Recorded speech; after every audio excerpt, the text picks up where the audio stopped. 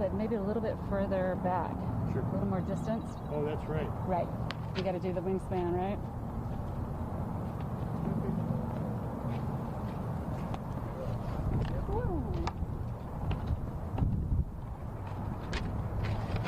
First and foremost, I apologize profusely for the wait that you all had to have. We thought we would have another development that I could tell you about. Unfortunately, we don't at this point, but I am here to talk to you about the federal investigation. County Attorney, Mr. Freeman, standing to my right, is here to talk to you about the state investigation. With me is Reiner Drolshagen. He is the special agent in charge of Minneapolis FBI. He too will talk about the federal investigation, and Superintendent Drew Evans from BCA will also make a few comments before we open it up for question and answer. My name is Erica McDonald. I'm the United States Attorney here for the District of Minnesota. On May 25th of 2020, George Floyd was arrested and detained by Minneapolis police officers. I'm here to talk about and make sure the community and the media is aware that we are conducting a robust and meticulous investigation into the circumstances surrounding the events of May 25th, 2020, and the police officers' actions on that evening. I really probably don't need to say this to all of you, but Minneapolis, our nation, really the world, has witnessed this incredibly and disturbing loss of life. My heart goes out to George Floyd. My heart goes out to his family. My heart goes out to his friends. And my heart goes out to the community. We are grieving, and we will continue to grieve. To be clear, the Department of Justice has made the investigation in this case a top priority. We have assigned highest of the high in my office to investigate and look at the case. FBI likewise has assigned their experienced law enforcement officers to conduct the investigation. And to be clear, President Trump, as well as Attorney General William Barr, are directly and actively monitoring the investigation in this case. I have had direct communications with Attorney General Barr and his staff, and will continue to do so. The federal investigation in this case will determine whether the actions the former Minneapolis police officers took violated any federal criminal laws, to include any civil rights violations. Federal civil rights criminal cases have categories, and one is called under color of law. In other words, if an officer, whether it be federal, state, local, or tribal, is acting under their authority and asserts or invokes the power bestowed upon them to deprive any person of any right or privilege protected by the Constitution or the laws of the United States, that is a violation of federal criminal law. It must be proven that the subject took action or did not take action when he or she knew that was wrong and chose to do it anyway. As with all matters, the investigation in this case will be comprehensive and will be conducted with the highest integrity as the community would expect. For those that aren't aware of my background, prior to being the United States Attorney for the District of Minnesota, I was a judge in Dakota County for over 8+ years. Having sat on that side of the bench, and having presided over a multitude of trials, I can tell you, I can tell the community, I can tell everybody interested that it is critical, it is essential, it is imperative that the investigation is done right and done right the first time, and that is what we are going to do. This has been a rapidly evolving situation. We first learned of it in the early morning hours of Tuesday. The FBI reached out directly to me, and we have been working on this case nonstop since we were notified. We understand the severity of the situation unfolding. It breaks my heart to see what is going on in our streets in Minneapolis and in St. Paul and in some of our suburbs. And I am pleading with individuals to remain calm and to let us conduct this investigation.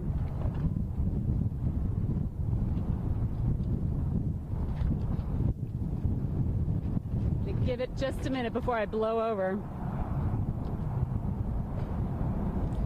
We share with the FBI and we share with our state partners who are conducting parallel but independent investigations, so that is clear. We have two different investigations and conclusions and recommendations that will come from those to each of our respective offices, but we share an unwavering commitment to see that this investigation is done right, that it's done forthwith, that we act with dispatch, and that we live up to the standards the community demands. Our highest priority is that justice will be served. With that, I am going to close my comments and turn it over to Special Agent in Charge, Reiner Drolshagen from the FBI.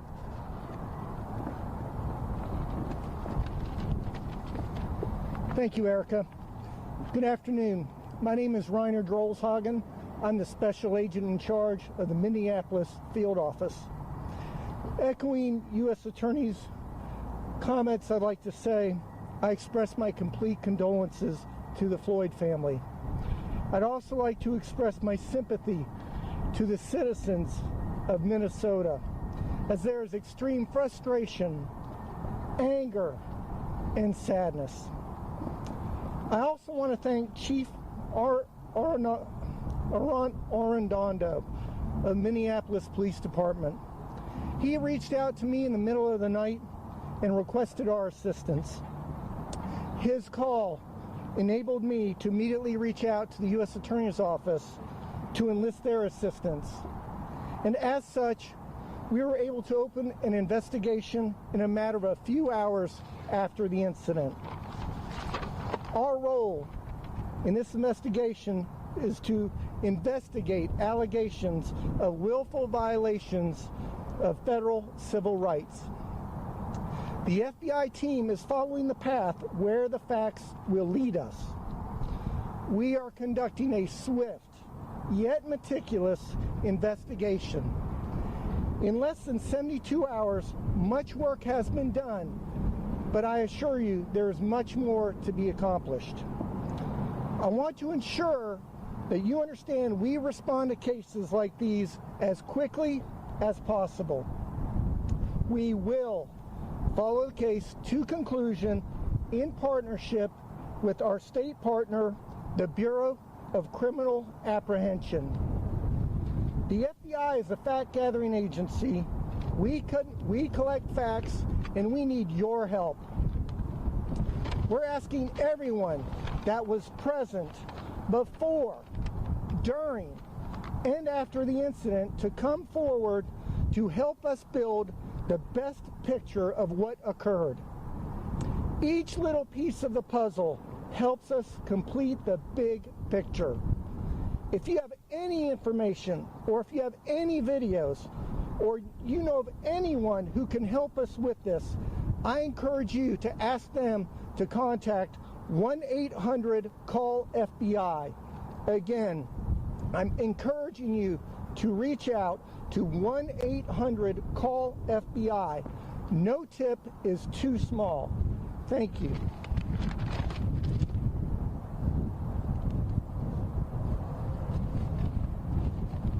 Good afternoon. I'm Mike Freeman, Hennepin County Attorney. We are the principal prosecuting agency for the state and the criminal side. Initially, I want to say that my thoughts and those of my office continue to be with the family and the friends of George Floyd. They know they are hurting over this senseless death. The manager of our Victim Services Division has been in touch with George Floyd's family on several occasions and is keeping them updated on what is happening in this case. They are aware that the Minnesota Bureau of Criminal Apprehension, better known as the BCA, the Hennepin County Medical Examiner, and the Hennepin County Attorney's Office are moving as quickly and thoroughly as possible. I've also been in direct consultations with Governor Tim Walz, with Attorney General Keith Ellison, and others in the state, the city, and the county to discussions on this case. As many of you know, the Hennepin County Attorney's Office is one of very few prosecution offices in the United States who have successfully charged and convicted and obtained a guilty verdict against a police officer for unreasonable use of deadly force. We have developed a detailed plan for that prosecution, and with the BCA, a detailed plan for investigation. Our office has been flooded with calls, many as 1,000 a day, as well as email and social media from people in this jurisdiction, in this state, and throughout the country. The main question is, what are you going to do about the murder of George Floyd? Well, I've just described what we're going to do. We are going to investigate it as expeditiously, as thoroughly, and completely as justice demands. Sometimes that takes a little time, and we ask people to be patient. We have to do this right, and that's what we'll do. I also want to tell you that our office has led the nation in openness on these types of cases. When we decide to charge an officer, we put the criminal complaint on our website. If we decide that the evidence does not support a criminal charge, we put our report and all our evidence on the website for all to see. When we make the decision in this case, we will do the same. What I can assure the citizens of Minnesota, we will do it as quickly as we can do it as possible. We'll do it as quickly as possible. I think Drew Evans from the BCA is next. Drew? Thank you, County Attorney Freeman. My name is Drew Evans. I am the Superintendent of the Minnesota Bureau of Criminal Apprehension. First, I'd like to share with my colleagues here in expressing my deepest thoughts and sympathies to the family of George Floyd, the heartbreak that they're going through in the community as a whole. This is a difficult time for our entire community as they mourn his death. The Bureau of Criminal Apprehension began this investigation immediately after this incident occurred when we were contacted by the Minneapolis Police Department. Agents were deployed, including our crime scene, immediately began gathering evidence, talking to witnesses, and then working immediately with the County Attorney's Office, discussing our findings and what we had at that time.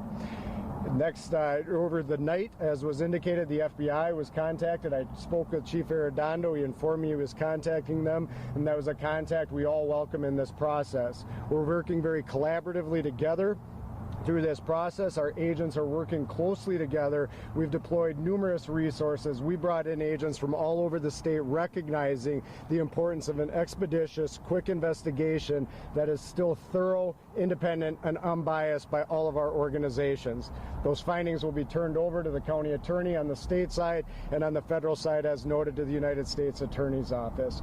The same thing we share as the FBI did. We want any citizen, anybody who was there that witnessed this event, that has information that would be helpful to our investigation, to either call the FBI tips line or 651-793-7000, which is the BCA Operations Center.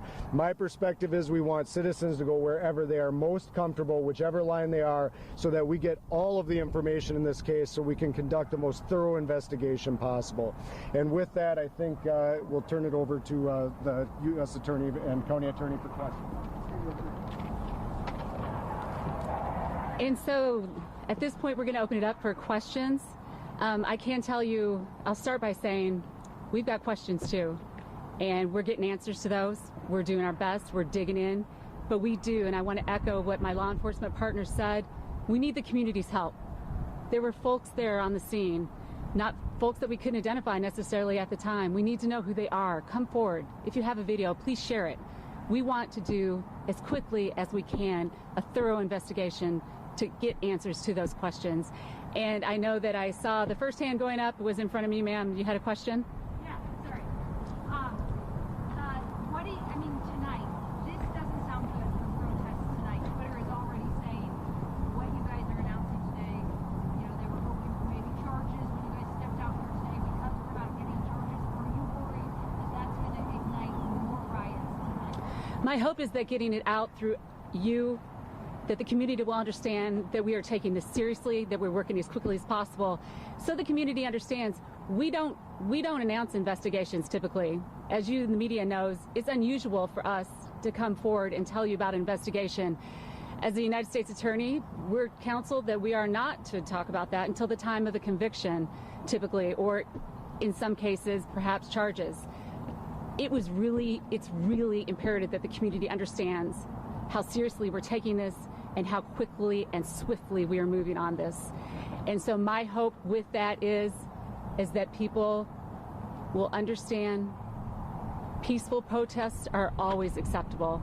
That is the cornerstone of our justice system, is that people have the right to say how they feel and to talk about their feelings and to protest peacefully, but the obstruction and the destruction of property and harm to individuals has got to stop. We are one Minnesota. We're at our best, we're at our worst, and we've got to come together and stop the needless and unnecessary destruction of property and harm to human life. Mike, Sir. can you address that? Can I add something? You may. Address that? Yes. This state is well known and has a strong reputation for firm and thorough First Amendment advocacy. We support peaceful demonstrations. I had a long talk today with Reverend Jesse Jackson, who came at the request of Attorney General Keith Ellison and the governor, and I believe Reverend Jackson will be speaking and asking for peaceful protests today. Peaceful protest is good. It advocates our rights, and it also calls forth the witnesses that the United States Attorney wants us to come forward. Violence does not. Violence hampers our case. It takes valuable police resources away from our investigation, and it also harms innocent people who had nothing to do with that. It gets in the way of our work. So we're asking, please, say what you need to say, demonstrate how you need to do. That is in our Constitution, and all of us believe in that. But please, don't destroy an innocent person's property who had nothing to do with it. I think part of the problem is, sir, the video goes on for 7 minutes. He is clearly struggling to breathe during that time. And I think people will be hard-pressed to understand how he can't bring charges, at least, against the officer who had his knee on that man's neck. It's a violation of my ethics to talk and evaluate evidence before we announce our charging decision, and I will not do that. I will say this, that video is graphic and horrific and terrible, and no person should do that. But my job in the end is to prove that he violated a criminal statute, and there is other evidence that does not support a criminal charge. We need to wade through all of that evidence and to come through with a meaningful determination, and we are doing that to the best of our ability. Mike, the National Guard is coming in. Can you give me your actions on that? Okay. Reaction on the National Guard coming in? When it comes to the African American community, and we're here, a lot of us came down to actually call for peace, but when you guys are asking for them to be patient, they're saying that there was no patience when it came to George Floyd, when he begged and pleaded for his life. What message would you give us to take back to the African American community to bring peace and to ensure them that justice is going to be served? I bring the same message that African American Attorney General of the state of Minnesota, Keith Ellison, is bringing. I'm bringing the same message of the Reverend Jesse Jackson. We have to do this right. We have to prove it in a court of law. And I will just point to you the comparison to what happened in Baltimore in the Gray case. It was a rush to charge. It was a rush to justice. and all of those people were found not guilty. I will not rush to justice. I'm going to do this right, and those folks who know me in the African community know I will do my very level best, but I will not rush justice because justice cannot be rushed. Mike. Thank you for that. It was wonderful to hear you say that you came down with other members of the community to ask for peace, and that's probably the most positive thing I've heard here all day. So I cannot begin to thank you enough for that. And to the extent you can share that, and you can share the integrity and the honesty of what we're doing and trying to tell you what's going on, please do, because we need you. We need the community. But it's really important that we emphasize that everybody in the United States is entitled to due process of law. And due process of law requires us, as prosecutors, as law enforcement officers, to make sure that we've done a careful investigation. And it requires us, as I told you, I tried as a judge, I presided over hundreds of cases, including first-degree murder cases. I cannot emphasize enough how important it is that all your ducks are in a row before you make that charging decision. Because you can't undo what you've done if you rush. But if you take that time, you're going to do it right the first time, and you're going to get it done the first time. Mike, I have a question just about National Guard coming in now. I mean, there is sounds like fear and worry that this is going to escalate. Thoughts on the Guard being called in now? Well, first off, the decision to call in the National Guard is the governor's decision, and I support his decision. Second, you know, since I've been Hennepin County attorney, I try to be the best prosecutor I can be and run the best office, and I try to stay out of other people's business, okay? So the on the streets and the law enforcement is not my business directly. I do encourage people not to do dangerous things and to harm other people or property. But I can say to you that we just can't rush this. I've been involved in a number of these investigations. The BCA has got their most veteran people, and they are good. I have leading the prosecution team, the two prosecutors that brought justice in the Justine Damon case. And as I said to you earlier, it's one of the few successful murder convictions of a police officer or using force in the country. And I had a lot of pressure to hurry that, to do it quickly. You can't do that. These need to be done right. Please, give me and give the United States Attorney the time to do this right, and we will bring you justice. I promise. Are the police officers cooperating? Frustration about watching that video and saying, if it had been me, I would have been in jail. If it were a young African-American man who had had the heat, they would have been in jail. What do you say to that? That is a source of anger and frustration. And it seems that there are two sides, two ways to have justice. How can police officers have their Esme, as you know from covering these kind of cases for a long time, each of the facts are different, and each of them have to be addressed differently. I assure you that if the person who had committed the act, and I do not condone or respect the act done by the police officer to Mr. Floyd. That was excessive and that was wrong. The question in my business is it criminal? That's what I have to prove.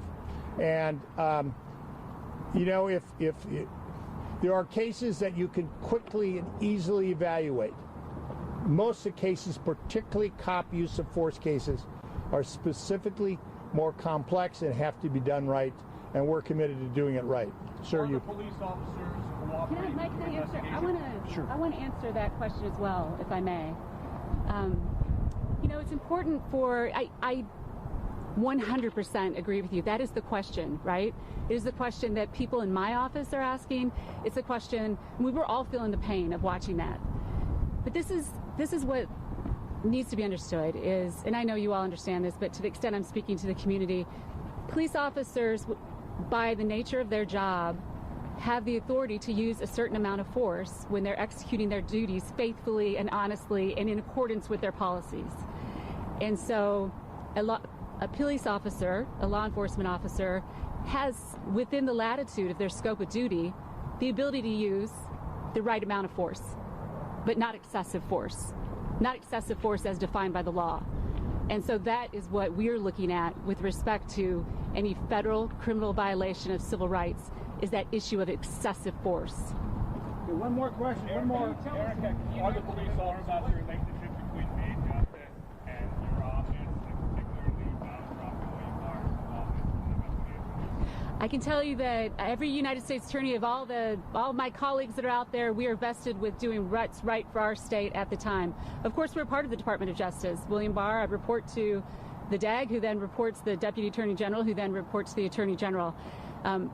But every United States attorney is given the discretion in their community to pursue the charges and to follow the leads where they are and to pursue the case as they deem appropriate. I am, however, keeping my boss in communication, in briefing, so that he understands the investigation that's going on here in the state of Minnesota. Are people from D.C. coming to Minneapolis here already? I should have made clear, too, one thing, and I know it was in our statement that we issued last night, but on our team of experienced trial attorneys, which are the most experienced in my office, I can tell you I've been in viewing the evidence with my criminal chief, with my first assistant, United States Attorney Anders Folk, with my deputy criminal chiefs. We're all in there together. But we're also partnering with the Civil Rights Division from Department of Justice. The Civil Rights Division has an experience of doing these cases nationally. They bring with that expertise of understanding the requirements of 18 U.S.C. 242, which is the violation of law that we're specifically addressing. And so, yes, we are partnering with Department of Justice to use their expertise and their resources, but we are leading the investigation, and we are working collaboratively with our state and local partners and federal partners. The president is actively monitoring the situation, but I have not spoken to the president directly, no. Did you say you anticipated making a different announcement today? People coming out here, can you tell us what the wait was about? I cannot. I can only ask you to trust me that it mattered, and that I hope that I can fill you in on that at the appropriate time, which I hope is soon. And you obviously didn't call us down here for this. You guys were hoping for something. Detail what you were hoping for. I'm going to say the same thing again, but I appreciate the tenacity of asking the question again. I would not have needlessly wasted your time. It was important that the community understand that we are actively involved in this investigation. We are working round the clock. We have been for the last 72 hours and will continue to do so to see that justice is done. Again, we're going to do it right, but we will act with dispatch, and I will keep all of you informed as soon as there's another development, and I will make sure that you, I promise, do not have to wait again. We'll have it timed right. Okay, thanks everybody. Appreciate you coming. Thanks, Kevin. Thank you. Good to see you, Courtney. Yeah, good to see you.